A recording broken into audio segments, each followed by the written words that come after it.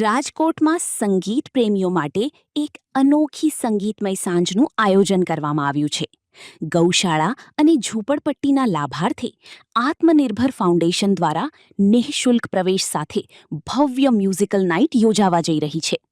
આગામી 29 ઓગસ્ટના રોજ રાત્રે 9 કલાકે લીમડા ચોક ખાતે આવેલી હોટલ ક્લાસિકમાં યોજાનારા આ કાર્યક્રમમાં સંગીત પ્રેમીઓ માટે જૂના ગીતો, ગઝલ અને કવ્વાલી સહિતની મનોહર સંગીતમય રજૂઆતો કરવામાં આવશે.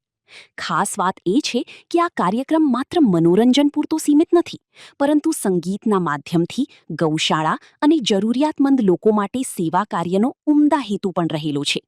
આ સંગીતમય સાંજમાં રાજકોટવાસીઓને મોટી સંખ્યામાં ઉપસ્થિત રહી સંગીતનો આનંદ માણવા અને સેવા કાર્યમાં સહભાગી બનવા હાર્દિક અપીલ કરવામાં આવી છે.